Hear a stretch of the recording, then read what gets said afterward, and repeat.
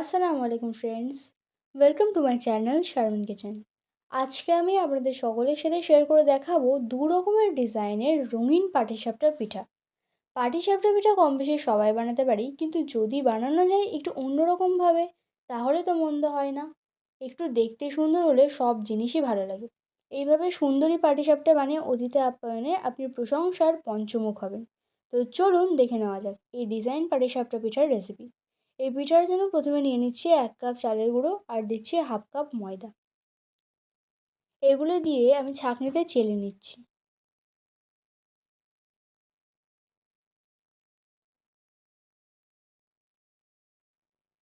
চেলে নেওয়া হয়ে গেলে দিয়ে দিচ্ছি 1 পিঞ্চ লবণ আর 1/2 কাপ চিনি। চিনিটা আমি গুঁড়ো করে নিয়েছি, তাহলে তাড়াতাড়ি মিশে যাবে আর চিনির কোনো দানাভাব থাকবে না। এবার হ্যান্ড হুইস্ক দিয়ে শুকনো উপকরণগুলো মিশিয়ে নিচ্ছি। মিশিয়ে নেওয়া হয়ে গেলে উষ্ণ গরম লিকুইড দুধ দিয়ে দিচ্ছি। অল্প অল্প করে দিয়ে মিশিয়ে একটা ব্যাটার বানিয়ে নেব। দুধ না দিয়ে উষ্ণ গরম জল দিয়েও করতে পারেন। অল্প অল্প দুধ দিয়ে হ্যান্ড হুইস্ক দিয়ে মিশিয়ে নিয়ে স্মুথ একটি ব্যাটার বানিয়ে নেব।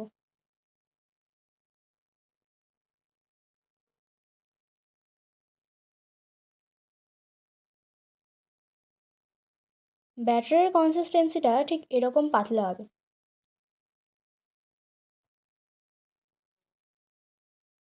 এবার 2 চামচ ব্যাটার একটি ছোট বাটিতে নিয়ে 3 থেকে 4 ফোঁটা অরেঞ্জ ফুড কালার মিশিয়ে নিচ্ছি।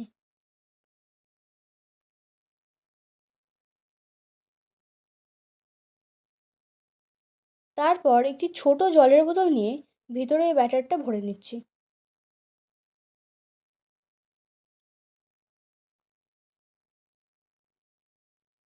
বোতলের ঢাকনাটা এইভাবে ছিদ্র করে নিয়েছি আগে থেকে।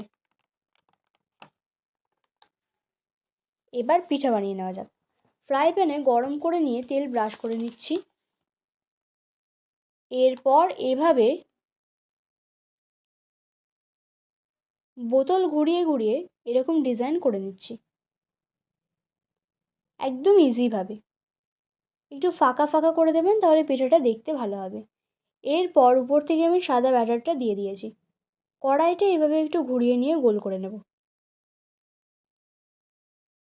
তারপর উপর থেকে শুকিয়ে আসলে সন্দেশ দিয়ে দিচ্ছি। এরপর পিঠাগুলো এভাবে মুড়ে নেব। আর এই সময় অবশ্যই গ্যাসের ফ্লেমটা লো করে রাখতে হবে। দেখুন ইজিভাবে কড়াই থেকে ছাড়িয়ে গেছে, একটুও প্যানে জড়িয়ে যায়নি। দেখুন কত সুন্দর লাগছে পিঠাগুলো।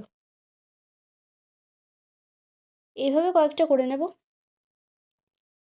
আমি আরও একটি করে দেখাচ্ছি। প্রতিবার তেল ব্রাশ করে নিতে হবে, আবারও একইভাবে ডিজাইন করে নেব। তারপর উপর থেকে সাদা ব্যাটার দিয়ে কড়াই ঘুরিয়ে গোল করে নেব।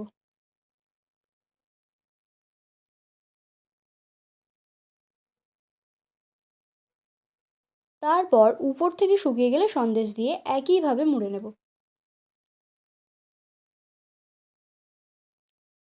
সব পিঠাগুলোই একদম ইজিভাবে ছাড়িয়ে আসবে কড়াই থেকে।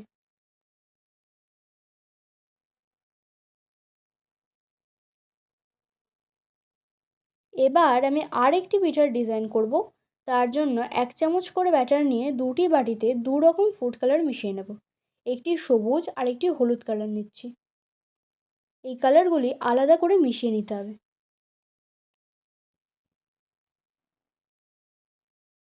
এবার একইভাবে কড়াইয়ে তেল ব্রাশ করে নিতে হবে। সবুজ কালার চামচে করে নিয়ে এভাবে ফোঁটা করে নেব। আর একবার হলুদ কালারের ব্যাটার দিয়ে চামচে করে এভাবে ফোঁটা করে নেব। তারপর উপর থেকে সাদা ব্যাটার দিয়ে দেব।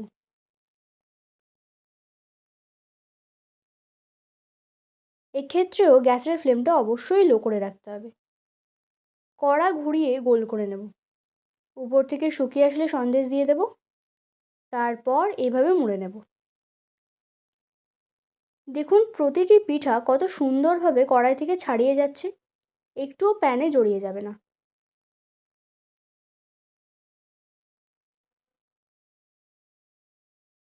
একইভাবে প্রতিটি পিঠা বানিয়ে নেব। তেল ব্রাশ করে সবুজ ও হলুদ কালারের ব্যাটার দিয়ে উপর থেকে সাদা ব্যাটার দিয়ে দেব।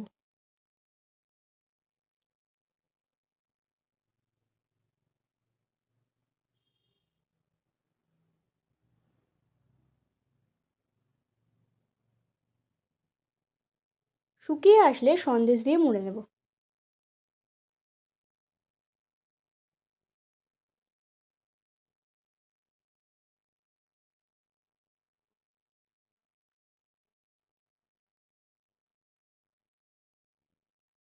একইভাবে আমার সবগুলি পিঠা বানিয়ে নেওয়া হয়ে গেছে। দেখতে দেখুন কত সুন্দর লাগছে। একটি কেটেও দেখাচ্ছি। আপনারাও দেখে বুঝতেই পারছেন আমার পিঠাগুলো কত সুন্দর হয়েছে। একদম ইজিভাবে এই শীতে পরিবারের মানুষ বলুন বা অতিথি আপ্যায়নে এই পিঠা বানিয়ে খাওয়ালে প্রশংসায় পঞ্চমুখ হবেন। আপনারাও বাড়িতে বানিয়ে ফেলুন রঙিন পাটিসাপটা। আজকের ভিডিওটি কেমন লেগেছে কমেন্ট করে জানাবেন। ভিডিওটি ভালো লাগলে লাইক শেয়ার করে দেবেন। আর আমার চ্যানেলের নতুন সদস্য হয়ে থাকলে চ্যানেলটি সাবস্ক্রাইব করে পাশে থাকার অনুরোধ রইল। Thank you.